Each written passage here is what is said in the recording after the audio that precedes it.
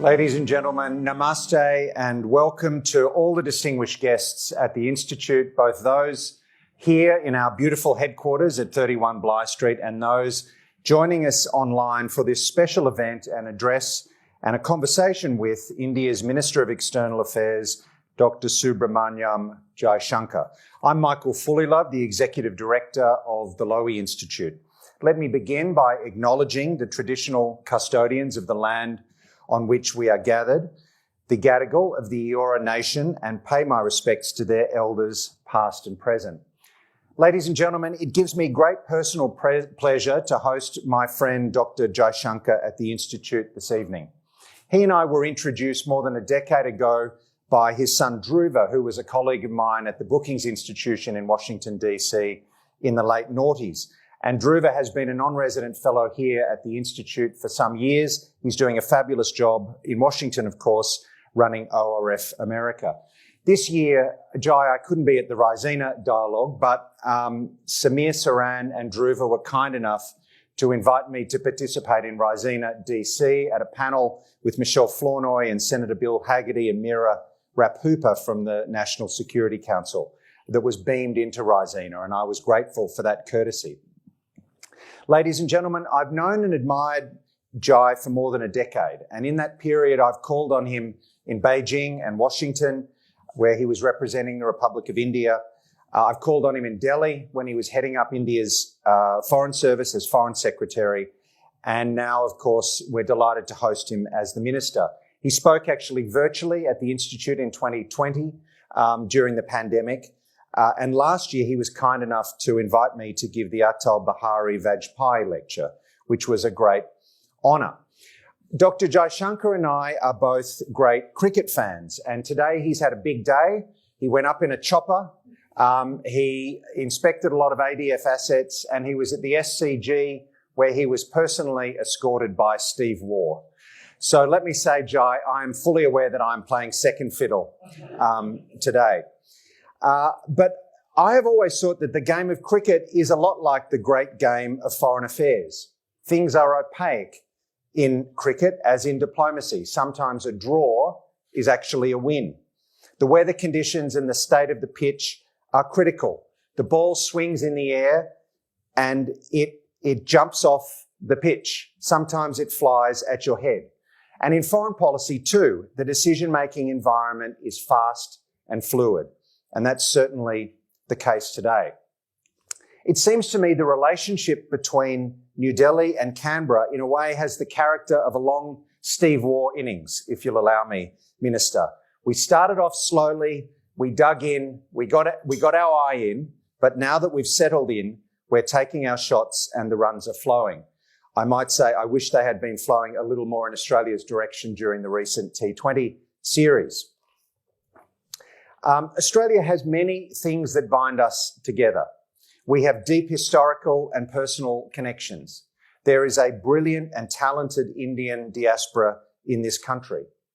But increasingly, we also have a shared view of the world.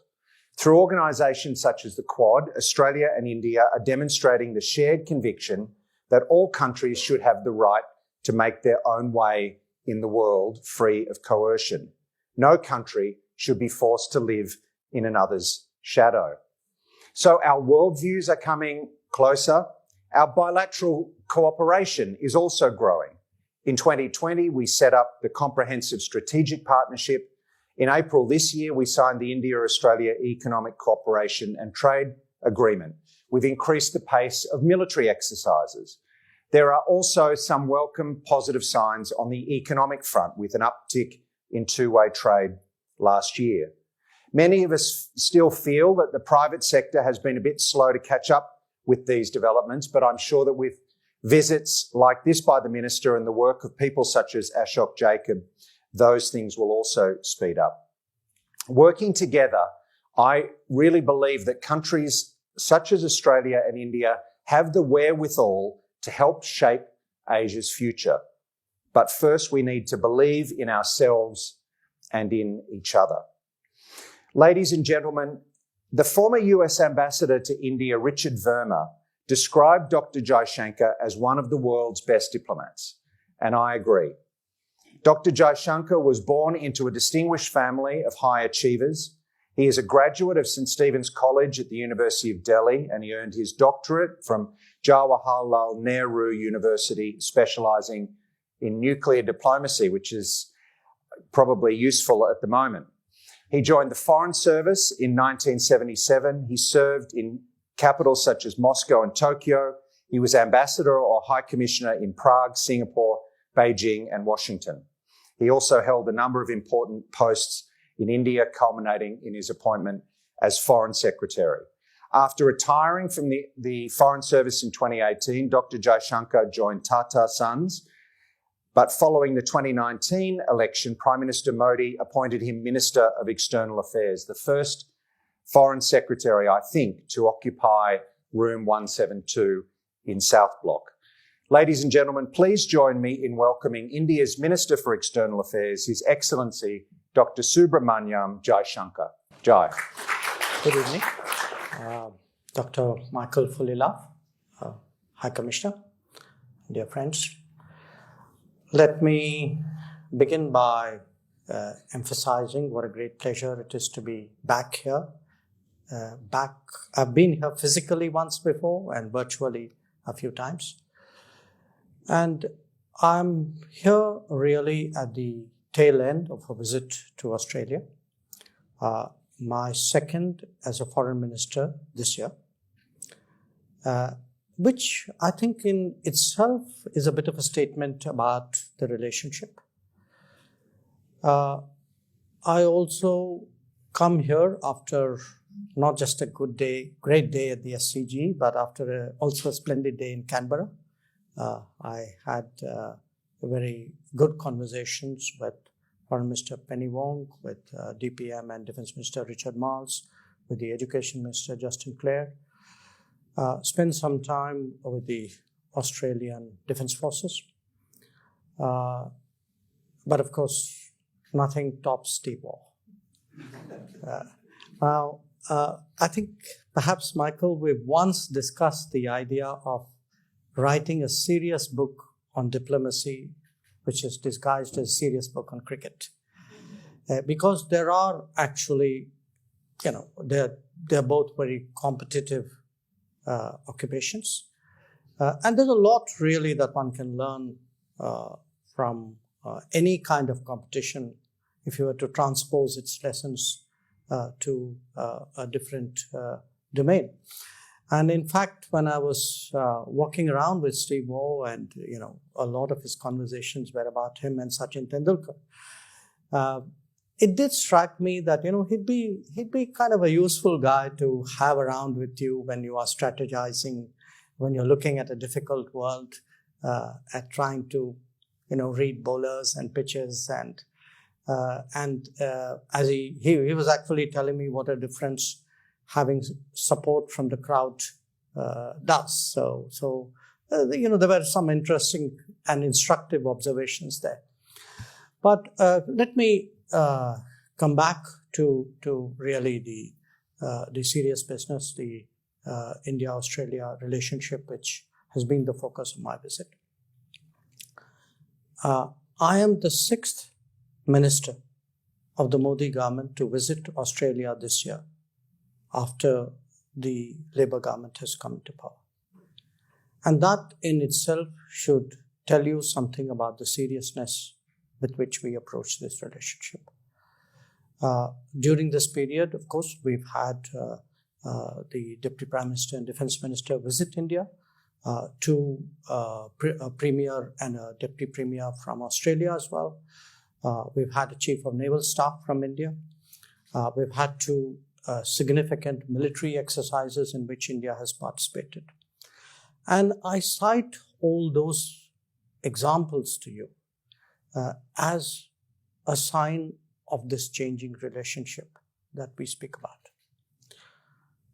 Now, what has led us to discover or rediscover each other more profoundly than before? I think it's a combination of factors. Some of it are the changes in our own societies. Some of it are broadening interests as we have both become more globalized, and in India's case, as we have started to look and act eastwards in the last quarter century. And some part of it, I think, is also an outcome of the larger geopolitical changes in the world, changes which directly impact the region, of which India is on one side and Australia at the other end of the periphery. Now,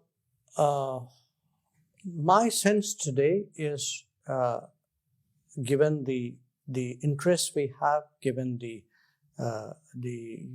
relevance that we have for each other's strategy and calculations, I clearly have the confidence that this relationship is going to pick up steam very, very rapidly. We passed one milestone with the conclusion earlier this year of a free trade agreement, which is currently under the process of ratification. It also included some changes in business practices, which would make it much easier for our companies to work with each other. This is in the domain of tax. I have seen a great deal of interest in Australia about enhancing the quality and the scale of the education interface between us. And when I look at other businesses which would be natural to Australia, minerals, energy, agriculture, I think there are possibilities here. And the 6 ministers who came, the 5 apart from me, a lot of their attention were actually devoted to exploring these opportunities in the relationship. Having said that, I would like to place this relationship in the larger context of global politics. I think in an immediate sense, we are grappling with what I would call a 3C challenge, which is COVID, conflict, and climate change. I think these are the 3 big issues which have disrupted world politics, disrupted the world economy.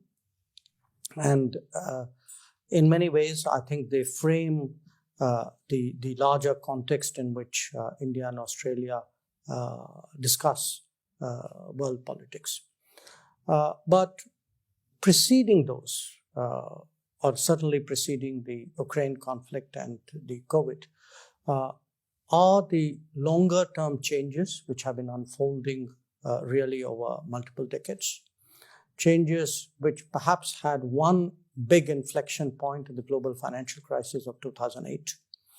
The fact that we are looking at a much broader distribution of power and influence in the world, that conversations and decisions are no longer as narrow as they used to be. I would say the global rebalancing in many ways is a even bigger picture in which we need to look at the relationship. So for me, whether it's the accumulated bilateral relationship or the geopolitical changes or the big global issues of the day, I think all of this in a way has been distilled into the emergence or the re-emergence of the Quad. I would argue that one of the reasons why the Quad worked in 2017 and subsequently, as opposed to the first attempt at it in 2007, a decade earlier, was the fact that India's relationship, bilateral relationships with the other 3 Quad partners had developed sufficiently by 2017 for us to actually take this initiative forward in a manner in which perhaps we couldn't do a decade earlier. And in that, if you look at it chronologically, and I've had the privilege of being associated with all these relationships, I would say the India-US had changed in the most dramatic and perhaps in the most profound manner.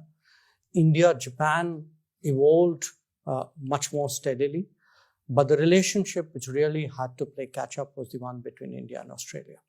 And I think today that catch-up is happening. So it's a bit like falling behind in the first innings and trying to make up in the second.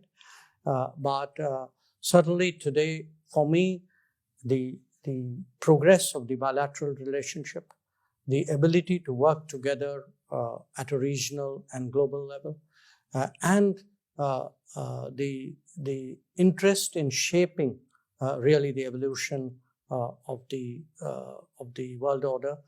I think these are different facets of the relationship that we're talking about today. So it is for me very much a priority, which is why I'm here a second time. So once again, really thank you, Michael, for putting this together. And I look forward to the conversation.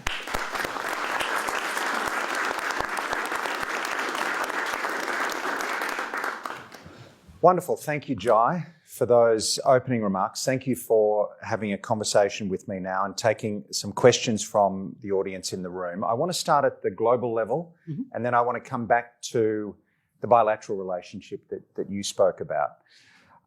You mentioned the 3 Cs, COVID, conflict and climate change. Let me ask you about the second C, the conflict in Ukraine. A few days ago, President Volodymyr Zelensky was on this very stage, albeit by video link. Let me begin by asking, what have you made as an observer of individuals and politics and diplomats and leaders? What have you made of his wartime leadership over the past 8 months, I guess starting with that critical first weekend after the invasion when he knocked back an offer of safe passage out of Ukraine with that memorable phrase, "I don't need a ride, I need ammunition." What have you made of Zelensky as a president? In any situation, you're partly shaped by your impressions which are inherited or which pre-exist.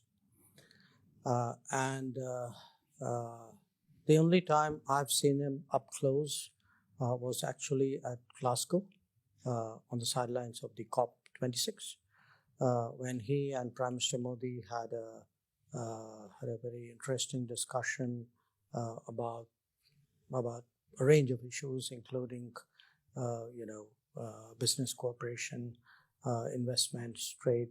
What could Ukraine do to build up its relationship with India, because it wasn't really as substantive as it could be. That was my first impression. I must also confess I've really not focused that much on the individual leaderships of different countries in that part of the world, even though I'm very familiar with that part of the world, largely because we've never had a crisis, or we've never had the stakes out there to be that intensively engaged. Having said that, I think a lot of what are the perceptions of the world have been shaped by obviously the events which have happened. For us, from an Indian perspective, our particular challenge was that we had 20,000 students in Ukraine. They were caught in the middle of the conflict. Most of them studied in eastern Ukraine, and extricating them required not just diplomacy in the normal sense, but actually having Prime Minister Modi call up Zelensky, call up Putin, engage me talking to Kuleba and to Lavrov and at various other levels. So I think there's a kind of a cumulative picture out here. Certainly our expectation would be that, he's somebody we will continue to be engaged with. In fact, Prime Minister Modi spoke to him last week. In what we believe is the need to return to the path of diplomacy and dialogue, because we honestly don't think this conflict is helping anybody at all. As an analyst, how do you think the war in Ukraine is altering the balance of power in the world? A lot of people say that it is exposing authoritarian states as brittle and weaker than we thought they were previously. What would you say? It's a bit like that French Revolution question which was asked of Zhou Enlai. I really honestly think it's a bit early in the day to reach very strong conclusions. I mean, this is a conflict which has gone in many ways in unanticipated directions. So if your first 6 months were not exactly predictable, I'm not sure I'd be in a hurry to reach a conclusion right now. And that's not a dodge. It's a genuine, I would say, withholding of judgment, because I don't think anybody serious right now can quite predict where this conflict is going. We've seen dreadful images out of Ukraine over the last 24 hours. Can I invite you to comment on those missile strikes? Look, we actually, like many other countries, we issued a statement yesterday on that, and we really think that targeting infrastructure and causing civilian deaths is in any part of the world anywhere. I mean, obviously here you're talking specifically about Ukraine. I mean, this is not something that is acceptable. And I think our effort has been to keep pressing for a return to diplomacy and dialogue. Speaking of diplomacy, in President Zelensky's remarks to the Institute, I asked him, what would you like Australia to do for Ukraine? And he asked that Australia use its influence at the United Nations to convince as many countries as possible to vote later this week for a resolution in the General Assembly condemning Russia's annexation, alleged annexation of 4 Ukrainian territories. Can you tell us how India will vote in that vote? I was asked this question yesterday at a press conference, so I have to give you the same reply. You can give us a different one if you want to reveal more information. Well, I could give you a different one with the same message, which is normally, nobody puts their vote out, the decision to vote out in front. I mean, you take the call when you have to. We continue to be guided by the need, because look, you have to understand something.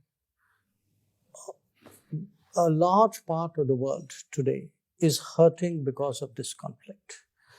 It's hurting because their daily lives are impacted in a very, very damaging manner.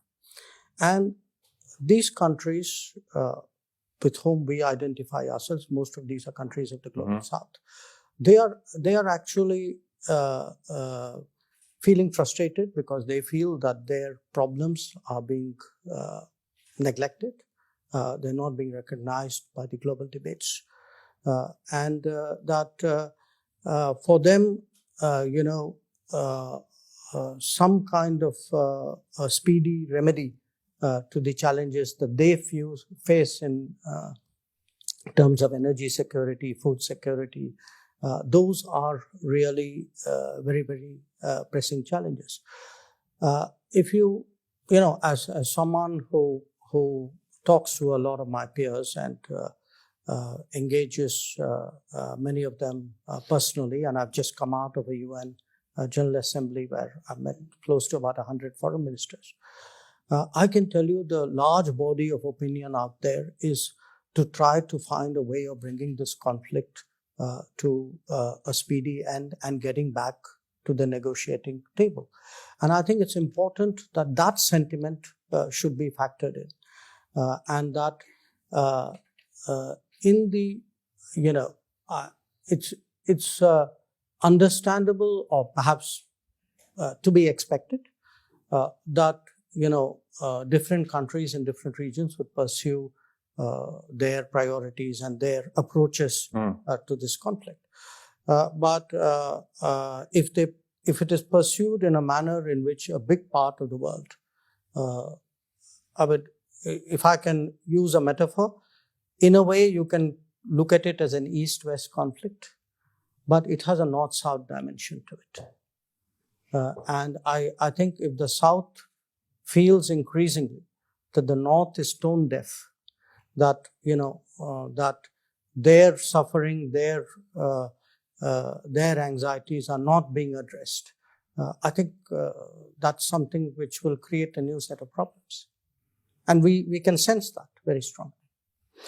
Let me change tack and ask you about China, if I may. As you know well, for 2 years, Beijing had Canberra in the diplomatic deep freeze. And since the new Australian government took office in May, lines of communication have been reopening in different ways. It did seem to me that communications were never interrupted to quite the same degree between Beijing and Delhi, even in your most difficult periods when there were bloody clashes between your two militaries. Can you give us, I know you're very diplomatic, but can you, given that Australia is going through a transition period in our relationship with China, what would be your advice to Australia about how you re-establish a stable, productive relationship with a country that is so different from our own? I am, especially after I became foreign minister, I'm very careful about giving advice. I'm even more careful about giving advice publicly.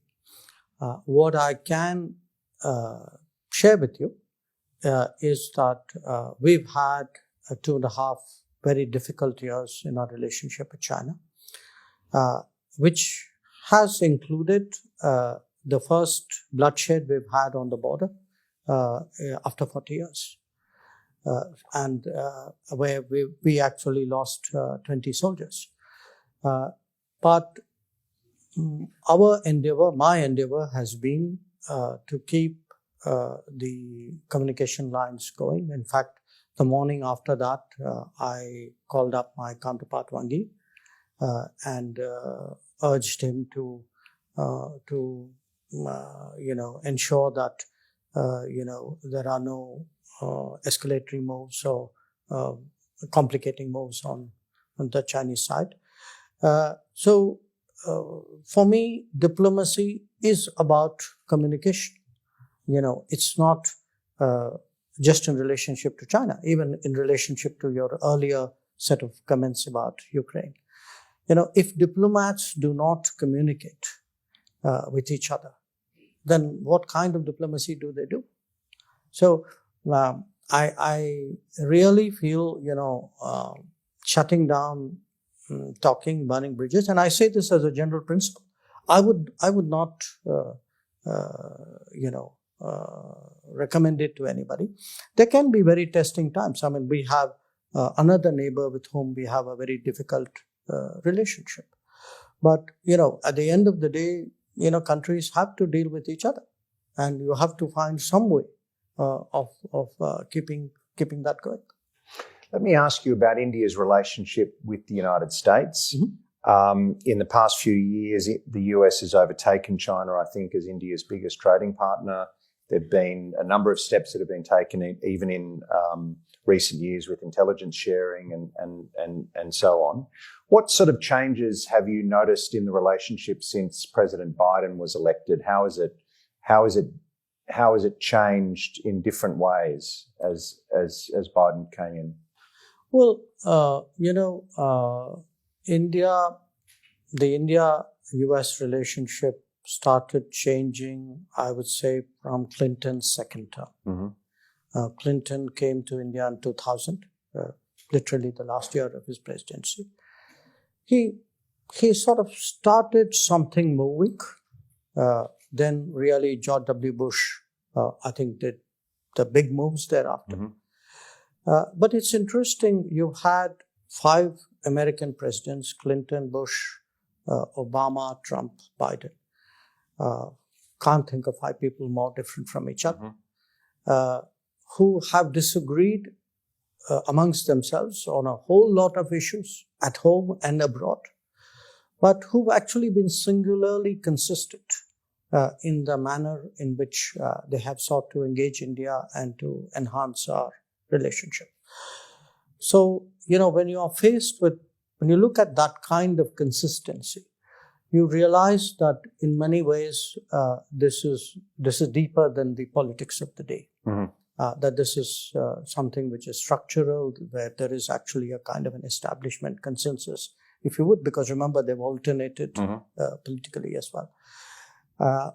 So now, in the case of President Biden, because he's been around for a long time,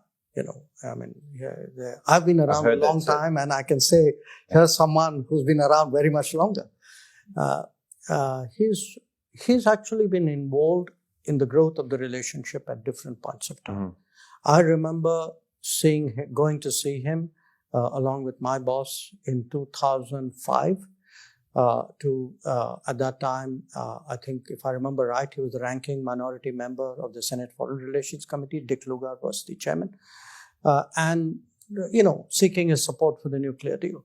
So he's known this relationship, or he's seen the evolution of this relationship, and as vice president, when Prime Minister Modi came to the US in 2014, I was the ambassador then. He was vice president, and he was strongly supportive of what we were trying to do. But there's a larger point, I think, about the Biden administration. In one way, it's an extraordinarily experienced administration. If you look at the Secretary of State, the NSA, the Director CIA, the DNI, even the Secretary of Defense. I mean, these are people who work multiple administrations, know the world. They're not new on the job. I mean, they really put it together. You're really looking at 100+ years of experience out there. Secondly, collectively, I think this is an administration which is very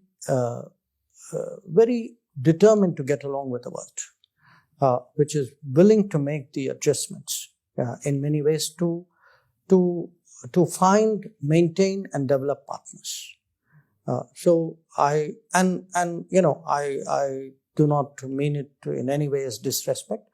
It's not easy, if you're the most powerful country in the world, to be necessarily sensitive and necessarily adjusting. To me, the big change, and one of the reasons in my opening remark, I said that, the Quad is working well because the pillars of the Quad are all well developed and are working well. But I think one other reason the Quad is working well is actually the United States is showing the flexibility and the understanding to make the Quad work well. And this is a big evolution, to my mind, really, in America's approach to world politics. How can we make the Quad work better? What else would you like to see the Quad do? Right now, I don't see any big obstacles. But to my mind, in a way, the Quad's novel.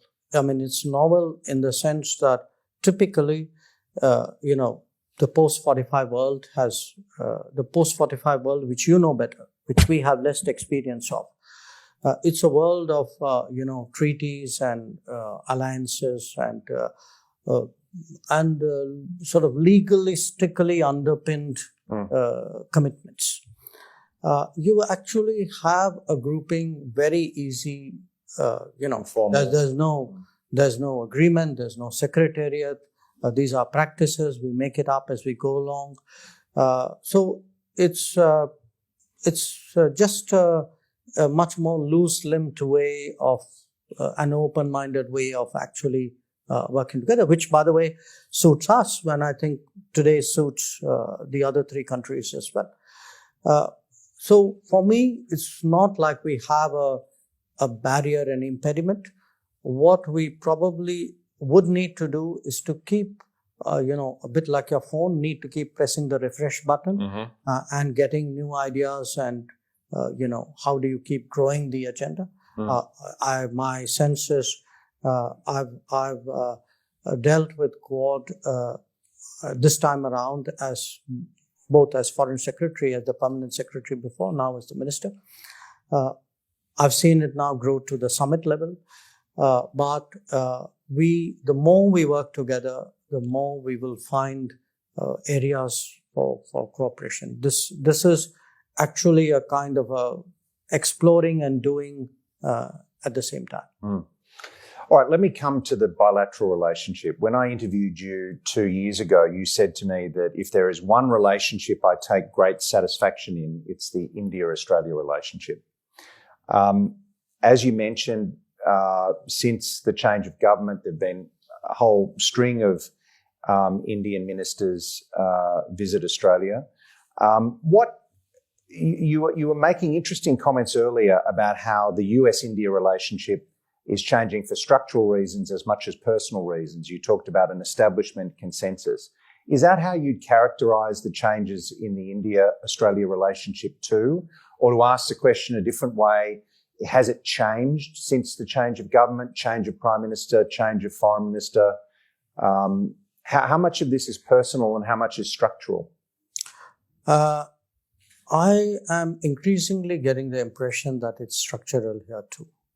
Because quite honestly, we are just as comfortable with this government as we were with the previous one. And bear in mind, because again, if I were to pick an inflection point, in the case of the US, I took Clinton and then Bush as the two inflection points. I think here it was really that Tony Abbott-Modi exchange of visits in 2014, which really set the ball rolling. Since then, we've had multiple prime ministers in Australia. But I think all of them showed a commendable level of interest in growing the relationship. My own involvement at a political level is, pre your election and post your election. And I would say, and actually it so happened that for your current government, the first day on the job was to spend time with us in Tokyo because we had a Quad summit. So I frankly think it's been a very, very smooth transition. I see just as much interest, same enthusiasm. Whatever was worked out in the last days of the previous government, the trade stuff, the financial stuff is moving along. I think there are a lot of new ideas on the table which will get picked up. I think particularly education offers a lot of possibilities. Possibilities not just at this end, actually to internationalize and modernize the Indian education system as well through greater global exposure. So I think I'd be fairly confident saying that this has now become structural here. What about the relationship between the leaders? Mr. Modi and Mr. Morrison famously had a good relationship. I don't know whether Albo's such a deft hand with the curry or not, but what have you noticed in that, especially in that first Quad meeting between Mr. Albanese and Mr. Modi? No, I thought that they got along quite visibly well. And I think some of that, my recollection of that meeting was, I think your Prime Minister, spoke about his personal visits to India. And I think there was some interesting stuff he said there which caught our attention in a good way. So I'm pretty confident that this relationship is going to go well. They've done a virtual virtual meeting as well after that. Mm. So I think the chemistry will be good. Let me ask you about AUKUS, which is speaking of innovations, is a huge innovation in Australian foreign policy, especially the commitment to acquire a fleet of nuclear-propelled submarines. I understand from the interviews you gave yesterday that India supported the recent IAEA assessment that the plan doesn't represent a proliferation risk. Can I ask you, is that the case? Are you comfortable with it from that point of view? But also, what do you make of AUKUS as a nuclear power yourself? How would the acquisition of this kind of capability change India's perception of Australia as a strategic actor, as a strategically capable actor? Look, these are capability decisions and, in a sense, strategic calls are for the countries concerned to make. It's not reasonable, and frankly, it's not sometimes even fair for another country, to pass judgments on it when you don't have necessarily a full and informed picture of the whole issue. So we have been quite prudent about voicing our view on the decisions which you took, and that's understandable. My point, which I made yesterday to your press, was that the matter did come up. I think there was some press speculation on this matter. The matter did come up at the IAEA General Conference. We took the position, because I can speak for myself here. We took the position that we would respect the judgment of the IAEA Director General, Rafael Grossi, which many of us know him. I know him personally. We have a great deal of regard for his objectivity and his professionalism. And therefore, that's it. Now, it would appear that, this sense was shared by a number of other countries, and that's really what happened out there. All right. Dealt with that one very deftly, I thought. Ladies and gentlemen, we have a few minutes for questions from the audience, and then I might come back with one more perhaps for the Minister. But let me go to the audience now and see. I see Penny Wensley, who is a Lowy Institute board member, but also a former Australian High Commissioner to India. I'll ask the questioners to wait for the microphone and then put their question to the Minister. Thank you. Thank you very much, Michael, and Minister, thank you. I was very interested to watch your address to the UN General Assembly just a couple of weeks ago, and you referred to reformed multilateralism, and you acknowledged that reform of the Security Council was at the core of that. But that's a really hard nut to crack. How, in fact, do you think India can advance its purposeful agenda for reformed multilateralism? And I ask you this against the background of your strong commitment to diplomacy and paying more attention to diplomacy, but also as a former ambassador to the UN and committed multilateralist. I think if India can help to lead the way on this, then it would be a very good thing in the current circumstances globally. Mm-hmm. Well, I agree with you that it's a hard nut, but hard nuts can be cracked. If I look back and say, well, this one is too difficult, I wouldn't be doing too much in my life. I mean, life has been a set of challenges, particularly for a country like India. So I would not let the difficulties of that challenge deter me or discourage me. In fact, I'd put it the other way around. Ask yourself, put India aside for a moment. Look, there are whole continents today which actually feel that the Security Council processes do not take into account their interests. I mean, I spoke earlier about Ukraine and a sense in the global south that their problems of food and fuel and fertilizer are being just brushed aside. And frankly, if you go to a UN General Assembly and talk to countries, there are countries in Africa and Latin America and the small island states, quite apart from Asia and India, who feel very, very strongly that this is not their UN in a way. And I think that's hugely damaging to the UN. So one of the developments this time, in fact, has been a very explicit recognition by President Biden of the need to actually reform the UN, which is not a small development. But we need to because we all know why reform has been blocked for so many years. So I think it's important to keep up the pressure. There is global sentiment out there. We completely understand. I mean, this is not something which is going to be done easily and necessarily speedily. But it's something which has to be done finally. Otherwise, we will end up, frankly, with an increasingly irrelevant United Nations.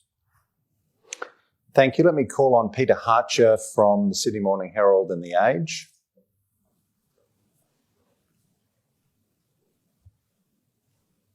Thank you, Dr. Jaishankar.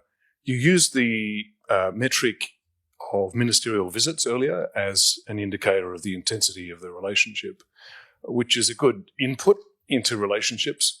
What metric would you want to see in terms of outputs over, say, the next 5 years? What would you like to see the Australia-India relationship achieve specifically over, say, the next 5 years? I think one part of me would like to see better numbers, better trade numbers, better investment numbers, better tourist numbers, better student numbers. One part of me would definitely like to see better chemistry, comfort, that on the difficult problems of the world and difficult problems that we individually face, we have a better ability to work together. And for me, chemistry is something which is, and not just leader level chemistry, sometimes institutional chemistry. Quite honestly, if I were to look back over the last 6-7 years and think of my Australian counterparts and, reflect on how much more openly we talk today to each other, that's to me a big change, because that at the end of the day is a very, very important indicator of how good or not good your relationship is. Perhaps in some senses, the ambition, the scale of the impact that we make. What it really means is you give me better trade, better investment, a stronger Quad, deeper defense. All these are examples of what how I would measure progress. Thank you. I see Senator Simon Birmingham, the Shadow Foreign Minister. Thank you very much. Thank you, Michael, and thank you to Lowy for hosting this event. Dr. Jaishankar, thank you very much for the commitment you have shown to the Australia-India relationship, the manner in which you have helped to build it, and the seamless way in which you have dealt with the changes of leadership, ministers and governments in our country through that time. You spoke of the 3 C's in challenges that you identified, and it's nice to think about, even though they're all challenging ones, but nice to think about a different set of 3 C's than the ones that culturally often are highlighted in the Australia-India relationship. Can I take you to the C that perhaps hasn't been dealt with in the remarks tonight? Michael and others have touched on the conflict one. COVID, we hope we are putting behind us and moving beyond, but climate change remains a very significant one for global dialogue moving forward. What do you see Australia and other nations like Australia needing to do, and not to do in terms of helping to ensure that together we can tackle a challenge like climate change and to help India be able to fulfill your ambitions and missions in growth, but also to decarbonise through that growth agenda? It's now close to a year since we had COP26. We're moving to COP27 next month. If you look back at this year, I think pretty much across the world, the sense of alarm about climate events and climate emergencies has increased very sharply. The parts of the world which have had much more rain than they ever had, and I think I'm probably sitting in one right now. But there are parts of the world where you had, Europe, for example, had a complete shortfall of rain. It was a very hot summer. You're seeing floods, you're seeing heat waves, you're seeing mountainous events, coastal events. So there are two issues here. One, how serious are we about pursuing our commitments? And at the heart of the issue is really the willingness really to deploy the finance necessary for it. The COPs have been kind of repetitive Groundhog Day conversations. Every COP is the same. There's an argument. How serious are you? How much money are you willing to put up? Where does it take us? We have it again the next COP. There are solutions. After all, it's not like the world can't find money. The world's, I was in the UN and somebody pointed out to me that 100 billion was the commitment made in Paris for climate change per year. The commitment made for the Ukraine conflict is close to $100 billion. So it's a question of whether we really see it as existential. Are we really willing to act on it? And to say that, the money will come from the private sector. Look, the private sector is not going to lead. Governments have to lead. Multilateral institutions have to lead. I don't, this is not a failure of imagination. It's actually an unwillingness to really, to put the necessary resources out there. At the end of the day, I'm not completely convinced the people who say this is existential believe that. So we really think that it's important to step up.